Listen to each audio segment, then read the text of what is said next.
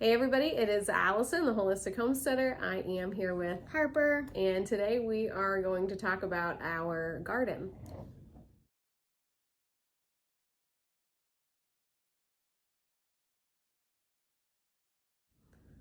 So I have so many seeds. I'll show you real quick my table here.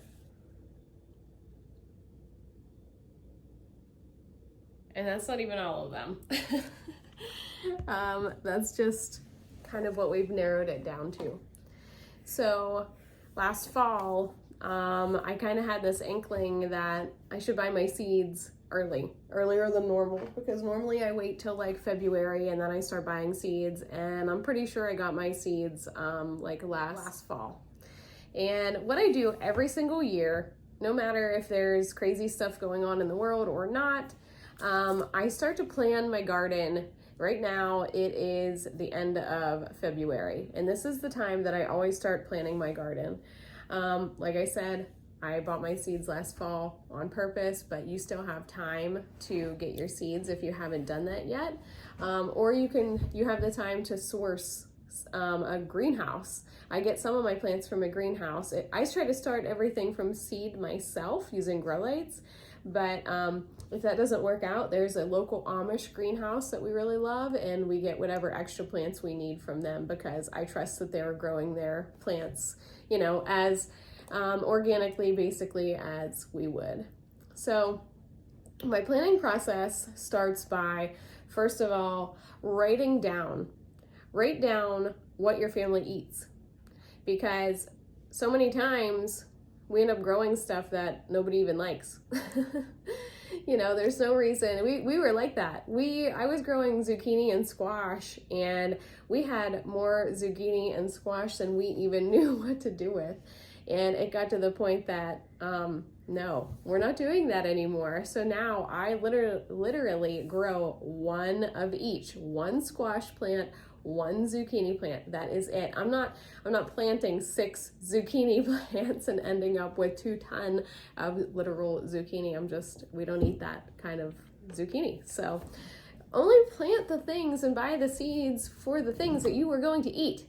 And also think about your location too. If you are living in Arizona and you want to grow things that require a lot of water, well, you might want to reconsider. You need to grow things that are going to work for the area that you're in.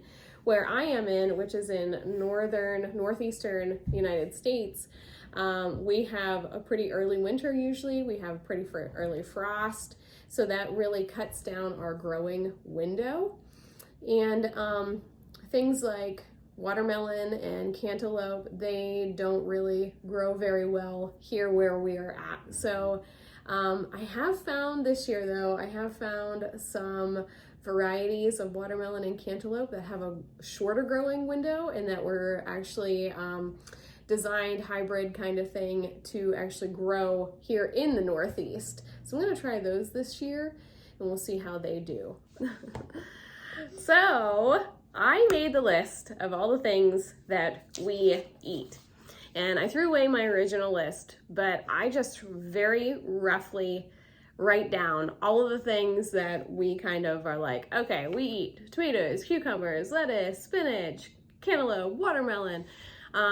We just write down everything we think that we could grow in our garden, and then we double check the seeds that we have. So I'll show you the list that we ended up with.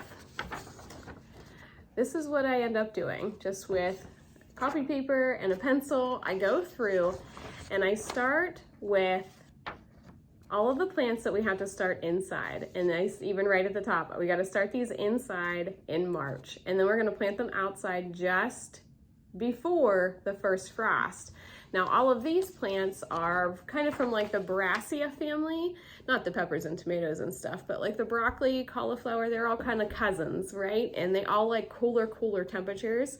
So these we're gonna start inside early with the peppers and the tomatoes, who don't like things cold. And then these top items are actually going to get planted outside just before the first frost. The peppers and the tomatoes, they'll keep hanging out in here under grow lights with a few other herbs until it's time to put those outside. We usually transplant those outside right around Memorial Day, beginning of June, Memorial Day. Now on the bottom, you can see these are the things that we can sow directly outside after the last frost, and that's basically the majority of all of our actual fruits and veggies.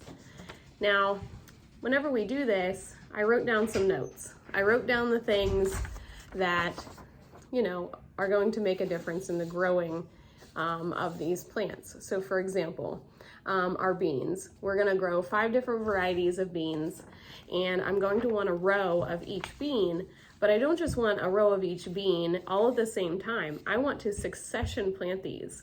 And what that means is once a week, I'm going to go out with the kids and we are going to till up a row in the garden, and then we're going to plant another variety of bean. So that way, as the flowers come on and the beans start to grow, they're growing in intervals. We're not just gonna have 5 rows of beans all ready mid-August, you know, all at one time. They're gonna be spread out. My onions and carrots, I know that they like really sandy soil, so I have to keep that in mind, and they're gonna have to have their soil kind of fine-tuned a little bit before they go in the ground. Brian's coming in, he doesn't want to be on the camera. He's been out in the garage fixing his rig all day. So our onions and carrots, I know that they prefer a really sandy soil, so we're going to make sure that their rows are sandy, or we're going to consider putting them in big tires. Now, because we live on the family farm, we have big tractors. You've probably seen the big tractor that's out near the driveway right now. We've talked about bringing over some old tires and repurposing those into, you know, growing areas for the onions and the carrots, for the things that need the sandier soil. So we might do that, we might not. We'll see what spring brings us. Then you can see here we have loofah and cucumber that are gonna need a trellis.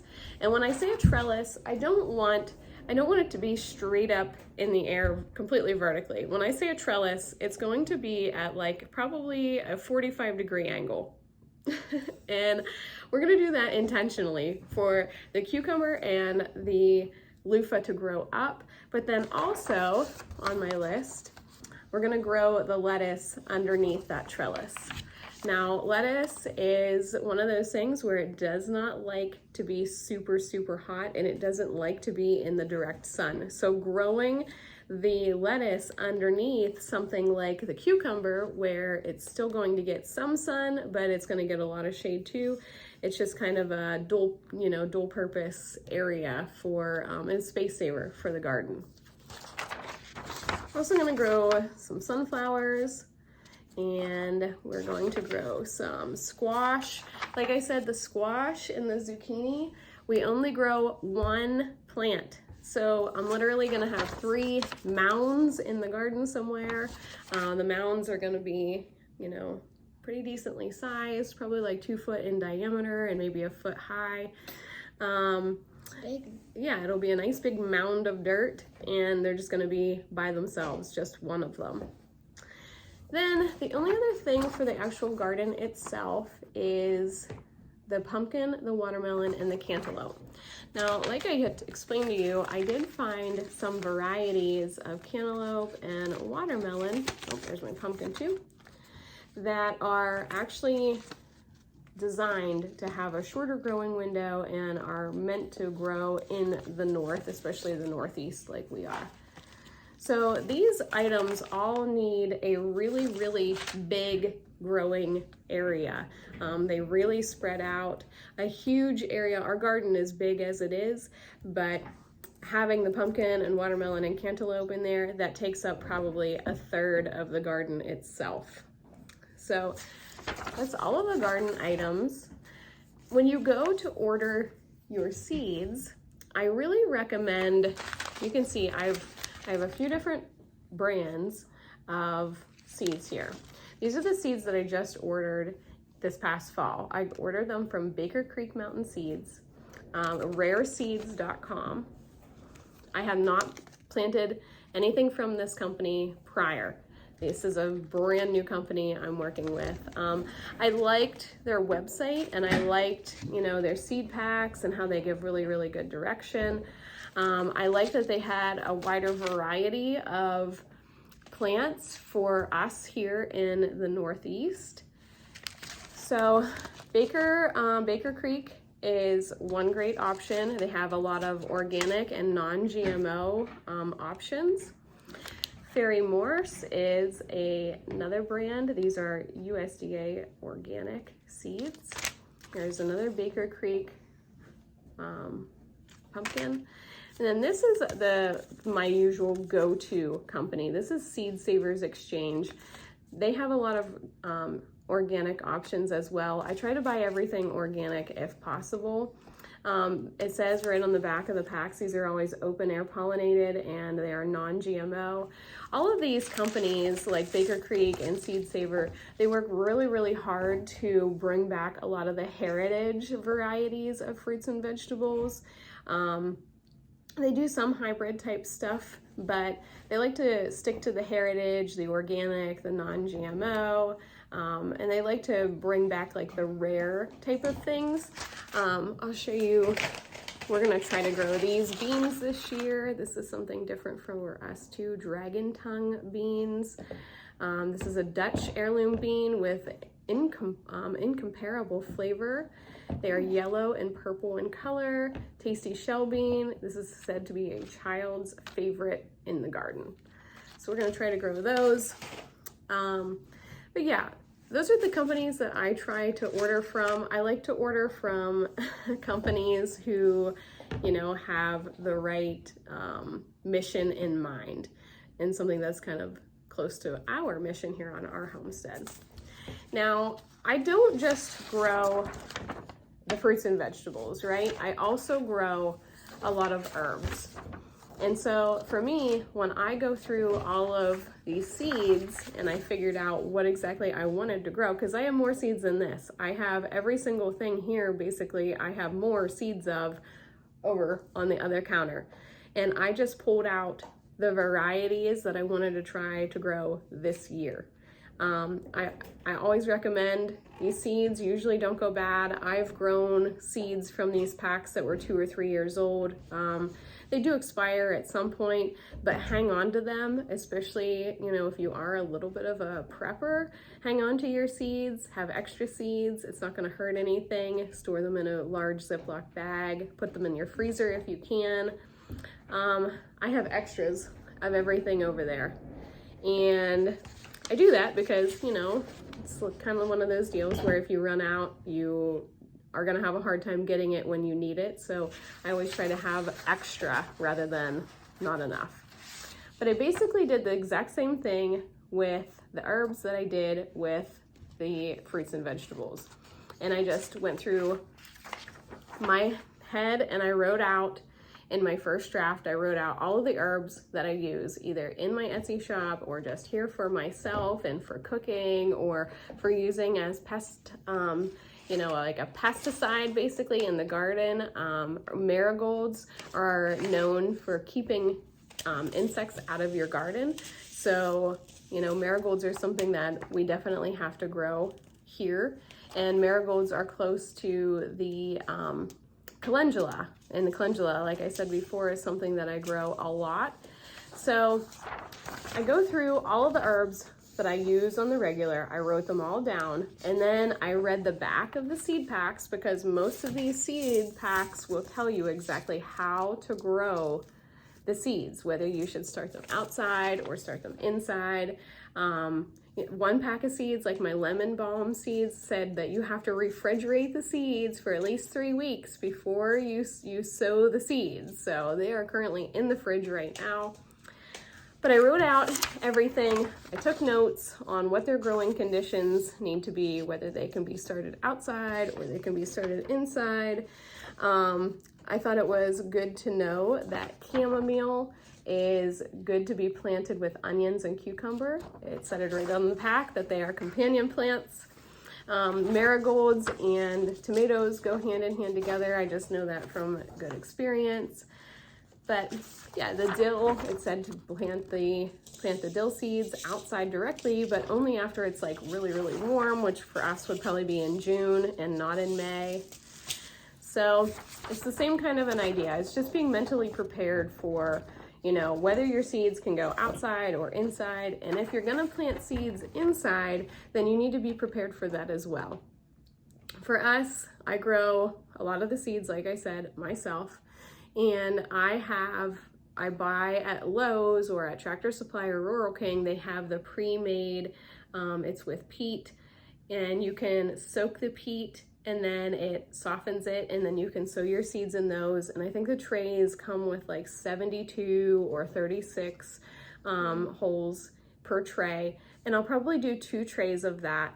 If you noticed on this sheet, there are numbers. Now my tomatoes, for example, I say 4 by 4. Now I have 4 different types of tomatoes that I plan to grow this year. And I'll show you those right now. I plan to grow a classic beefsteak, Chadwick cherry, these spoon tomatoes. I was talking about those earlier. They're like a currant type tomato. They're just teeny tiny and so good. And then I have, what are these? Wood's Famous Brimmer. I'm gonna grow all 4 of those so that when I plant these inside, I wanna have at least 4 of each of those types of tomatoes, 4 plants growing. So then I will know I have to have 4 of this, 4 of the Chadwick, and so on and so forth, 4 of each. This helps me prepare, you know, how many trays I'm going to need whenever I do start my seeds.